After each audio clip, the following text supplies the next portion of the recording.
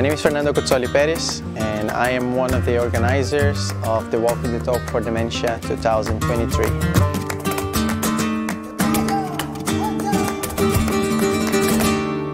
Everything started with my grandma. She always told me about the Camino. She was reading books, but she never made it. And then the diagnosis, she had Alzheimer's disease. And I thought someone with dementia would never be able first to travel so long and then to walk the Camino. I mean, it started with my grandma, but then my partners organizing these projects, Clara and Gustavo, they all have family members living with dementia. So this was the trigger for us to work together, developing the project, also with the Atlantic Fellows and many other organizations working with us. Multiple Atlantic Fellows, together with patients, caregivers, stakeholders, and just walkers, are going to bring an holistic piece to try to address dementia in the truly complexity of humanity that conveys. It is not often you get time off to just take a walk and to just have conversations in a non-formal setting.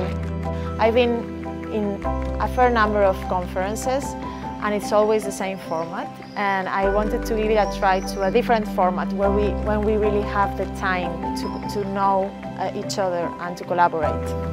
I think the walking makes everything organic. Yes. Because you form relations over an offering of water. Yes. Can you please pass that? Yes. And then from there the connection becomes personal. Yes. And when it's personal, you talk more. You talk deeper. Yeah. Both my grandparents from my mom's side are from Galicia, and both of them have died with Alzheimer's disease. When you go outside the box for the first time and you start to talk about dementia, not including only medical doctors or clinicians in general, and you get the chance to include policymakers, communicators working with dementia, or fellows that have parents or grandparents going through the diagnosis, you can actually build a community within the community we already have. Would you believe a few months or a few years ago, would you believe you were going to be walking the Santiago de Compostela walk?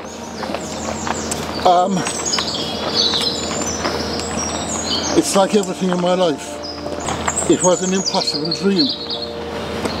It was an impossible hope.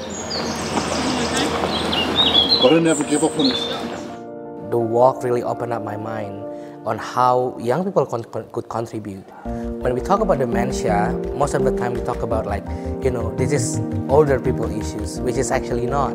There's a lot of young people has been involved in these issues.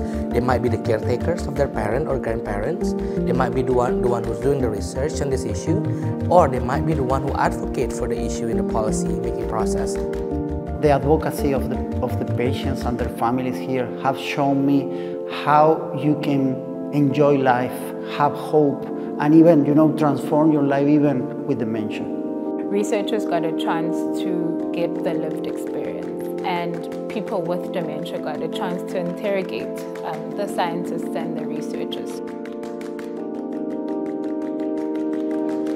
The walk is amazing. I mean, yeah, there's been difficult times, but it's absolutely amazing in this countryside, in the culture, and the people, and it's beautiful. It changes your life too. I pray that I can remember this. Patients here came here as advocates, and it was incredible to me the expertise that they have on their conditions. Scientists and patients came together as equals, and particularly where scientists were learning from lived experiences of patients. This is my first time going anywhere international. Through this 1 week, I've been so many times, I've been reminded about my personal experience, what motivates me, and I think moving forward, I really hope that more people have that chance to experience something like that. Advocacy tool like this would really be powerful, because it's people coming together, sharing their stories, and us all realizing that we're all working towards one common goal. And that's definitely something that we can do as Africans to collaborate our efforts. No, no more crying. I bawled my eyes out. That's yours. Oh, I love you, babies. If we start thinking about brain health together with social health, together with, just health, cultural, racial equity, all those inequities, I think that, as a combination, I've definitely learnt that we can do this together.